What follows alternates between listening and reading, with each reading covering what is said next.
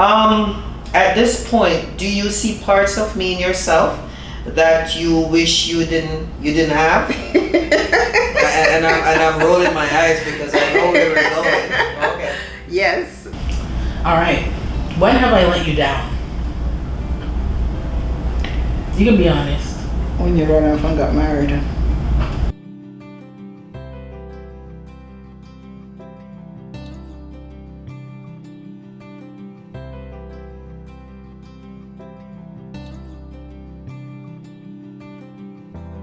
Well, my name is Latoya Graham, and I am the daughter of Pauline Reynolds. And Mom, you can introduce yourself. And of course, I am Pauline Reynolds, Latoya's mom. So,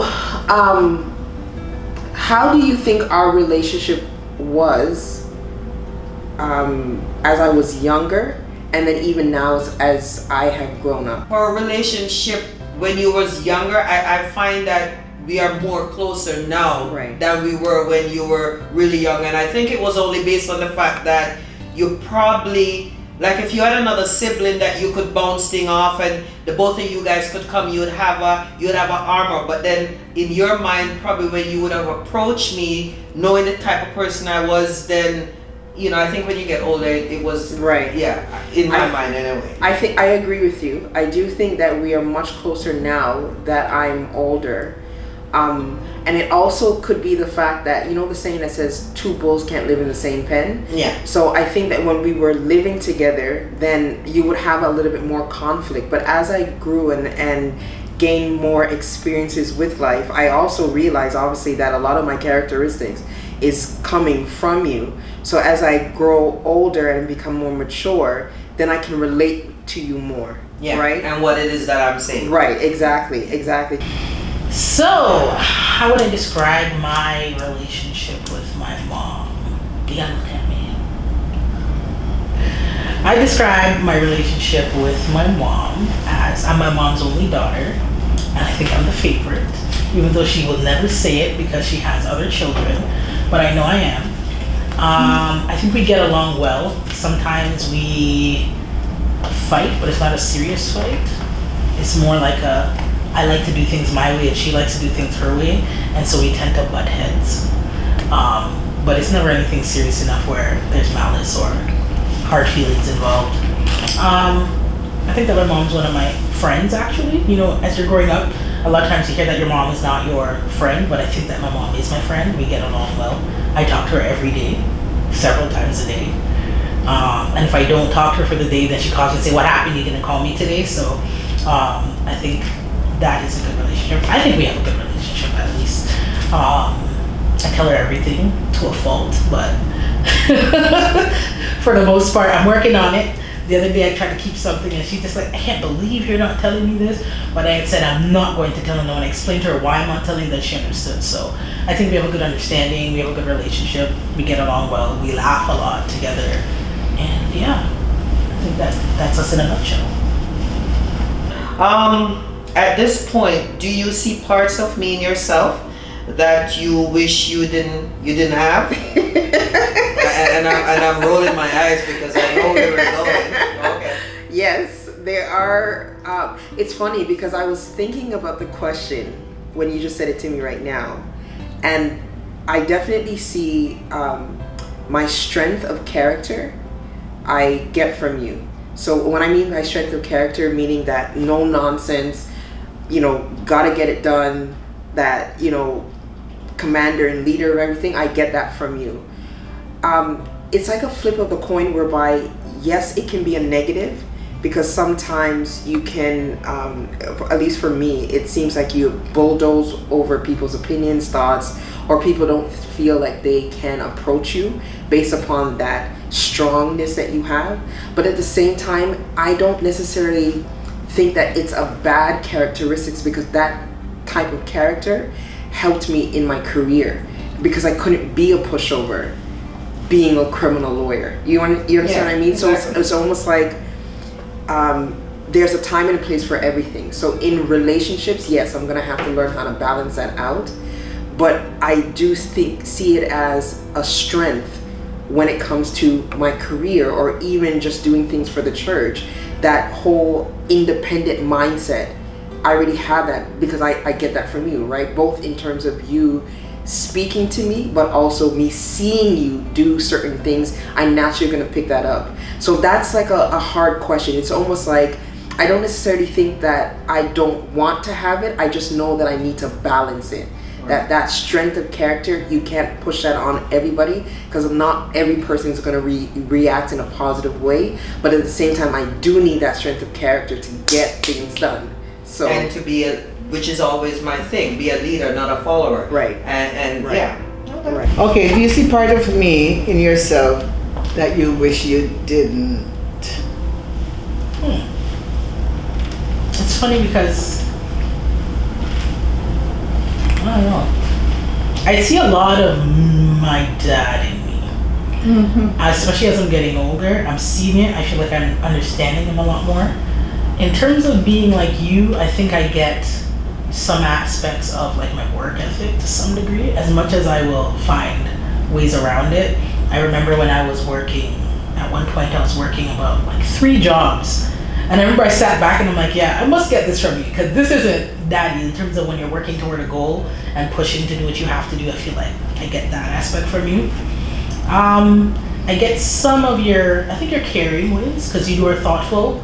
I always remember being a kid, anytime you go somewhere, even if it's like a cookie, you're bringing something back for us. And so I think I've adopted some of those ways in terms of, you know, how you care. I think I've also adopted some of your, I don't want to say it's your attitude, but more so the way you're just outspoken. If it's on your mind, you will say it and don't care. Let it fall where it falls. And lastly, I think that I've inherited or gotten from you, I would say, the aspect of where you don't hold grudges. Like if I blow up at you, I'm vexed for the day and then that's it. I'm over it after that. But if it was something, if I think of something in myself that I wish wasn't there, I think that abruptness can be like a two-edged sword. I remember Desmond one time said like, man, you're a real jerk sometimes, Debbie. And I laughed at it, but he's like, no, seriously, sometimes you have to learn to just soften the message, not just because you don't have to just deliver it as you receive it, I guess you would say.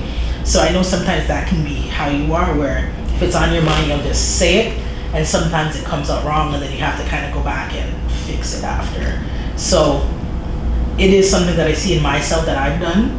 And even though I call it out in you a lot more, I think it's because I see it in myself and how it's impacted other people. Okay. So let me flip that. Do you see characteristics of yourself in me that you wish that I didn't have? Well, you know, just repeating some of what you say, yes, in the fact of being hard-nosed sometimes and being someone that you're fully a leader and not a follower. And sometimes, especially male, they have a problem with that. Right. And if you always come across as, you know, then they feel that, Right. you know, lack of a better term, You can't be a they are partner. below you. Right. Right? And sometimes somebody could be really good based on the fact of them looking at you and thinking that you're so hard-nosed. Right. They won't approach you. Right. And Right. with that, that's the only time in my mind I said, oh, damn. I don't even think you could say damn, but oh well. It is. It is what You it know, is. in that sense, and I've said that to you many times that, you know, sometimes, not that I would ever say to you, don't voice your opinion or don't do Right. this or don't do that, but sometimes you sort of have to let people, you know, you can tone it down. You have to Right. tone it down. Right. And that's about the only part. And I learned that more getting older. Right. I think I'm more toned down now than I was when I was younger. And it's only based upon knowledge, based upon experience. Then after a while, some things I just let it go over my head. Right. And I know my daughter, don't let it go over her head. She reacts to everything. And that's just about the You only see my reaction, thing. people? Yeah, yeah. Are there parts of you that you see in me that you wish you didn't?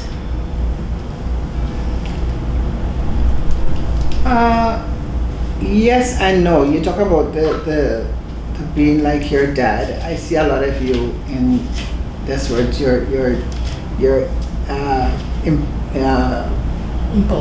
impulsiveness. Yes, you get a thought and you have a million thoughts in your mind, and you will just jump and just go ahead and do things because your mind is always busy. I've seen that in this word. Okay, so we talked about, like, you know, how our relationship progressed through the years, but do you ever remember a time that there was like a tough space in our relationship, and you know, how did you think, at least from your perspective, we dealt with it? I think again,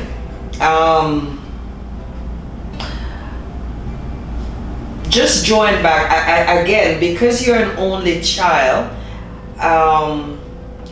at the beginning when you were there, it was all about you. Right. And I think it became a little bit tougher. There was a point when one of your cousins came to live with us. Right.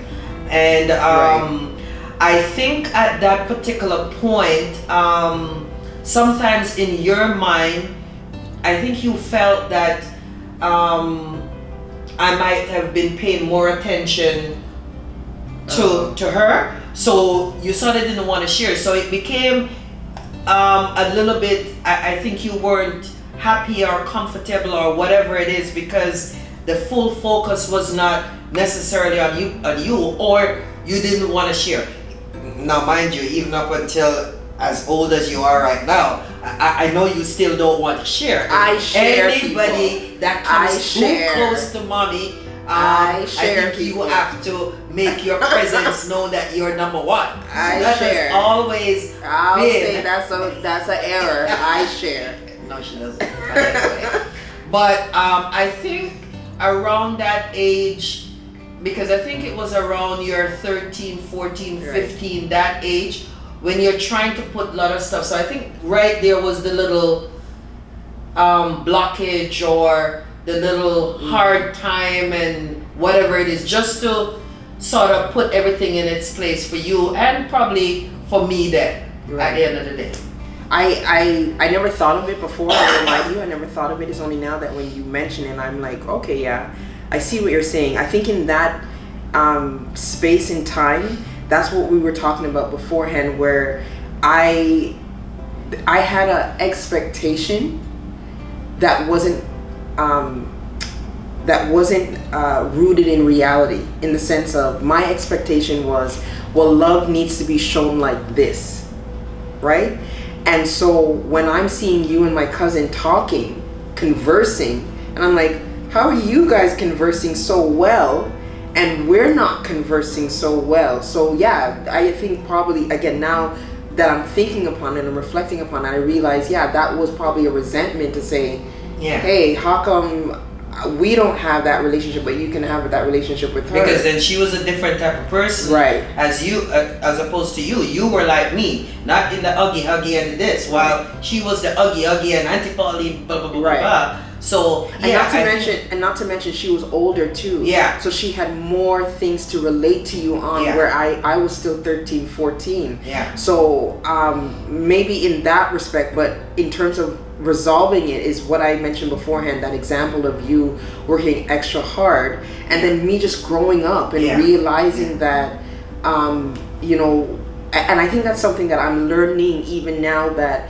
unspoken expectations can be very detrimental in any type of relationship, whether it's romantic or family. Right. So that when I did not speak to you about whatever concerns I may have, then that will play in my head. Yeah. And then give me a false narrative of what our relationship actually was. So it's only when it is that that expectation was put into a juxtaposition with reality, me seeing you sacrifice, me seeing those things, and I realize, no, what I'm telling myself is actually not correct. This is the reality.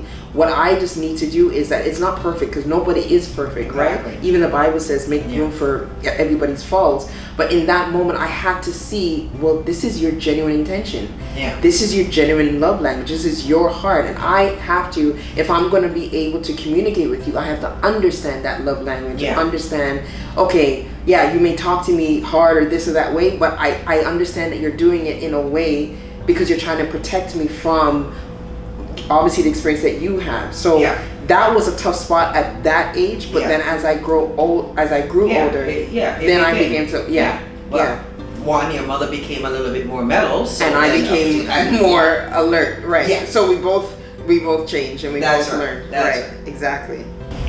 All right. When have I let you down? You can be honest. When you run off and got married. So can you tell me more about when I ran off and got married? Well, How I let you down? I don't know if it's like down. You know, well, okay. For instance, I've been trying to live this Christian life as a Christian, grow them up in a particular way, and when I understood that she had taken up with Amari that she found in Trinidad and relationships, I said, where did this person come from? I've never heard about him and whatever. And so over time the relationship developed, and all of a sudden I know she's getting married. And you know, I wasn't part of the equation, I wasn't a part of all the planning. So I wasn't let down. I just felt like I was being left out. Yeah. But I've overcome that. I have forgiven him because I think we were so, yeah. But no, I think beyond that, you have. I don't know if I can say you've let me down. I'm very proud of you. Thank you. I think it was because it's the same thing where you know there's like a standard set and you've gone beyond that standard or fallen short of that standard. And so some of it is kind of just like you're hiding to some degree because you're doing something wrong to some degree. And I think the other part of it is kind of like when you have your mind set on something, and I think that's what my mom talks about in terms of my impulsiveness and my mind's working a mile a minute. So in my mind was set, this is what I'm gonna do. And then I now have my mom saying, are you sure? What if? Are you, do not do this. And your dad is saying, and I was just getting so annoyed. And so like, you just cut everyone out. Like even, I'll be honest, even some of my friends, like they're kind of telling me stuff and it's like, all right, done with you too. You know what I mean? And so I don't think it was necessarily a healthy thing, but I think it was more of a thing where you set your mind to something, and anybody who's telling you anything that goes against what you set your mind to, you just decided, all right, I'll do it without you then.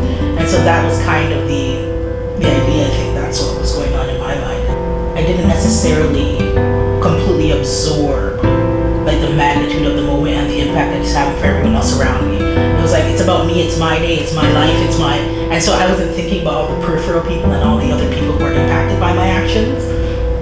And so I think that is, you know, I feel bad, you know, that's, you know, you felt left out in that regard. I don't know if I need one now, but I don't think she had apologized then, because it kind of grew on me after, you know, the marriage. We went down for the marriage, but I wasn't sure she was making the right choice at the point at that time, because like she said about the Caribbean men in general, I don't think it's just Caribbean alone. Once you've had a child, bringing a child into the marriage sometimes poses problem. And I had that same situation, and it wasn't very pleasant because I had 2 children before. And so from experience, I didn't want her to be going through the same and having that same experience because of, you know. And so I feared for her in that respect. But over time, having met the person, because I've always asked, where did you find him? Where do you know him? And then she kind of shut down on me after a while. So I wasn't sure you were making the right decision. And, you know, I was disappointed because I remember when I started asking questions, you were kind of ready to move out at one point in time there because it got that heated. And I don't think I would have liked it then. Well, I was gonna say that I think it worked out. One, when my hunter came to, we were living at home with my mom, so I think that also provided like a level of like buffer to some degree of us being at the house and you getting to see him there for like, what was it, 4 to 6 months thereabouts. And then I feel like you all developed your own relationship where he was pretty open, he was comfortable with you coming over, he would call you to say, hey, we haven't seen you come by. And so even though everybody has their ways and, you know, their personality, I think that even you two developed your own kind of relationship. It's funny because I told Amari, I'm like, don't get it twisted though. She only likes you while I like you. Because I said, this is my mom. If you ever do me wrong, she will help me hide your body. And I remember telling him that. He's like, oh, I'm like, you really don't know how close we are. I'm like, I guarantee you. I could tell her, like, you're in my basement right now. And she'd be like, all right, let's hide this body. So, my last question to you is, are you proud of me? Latoya.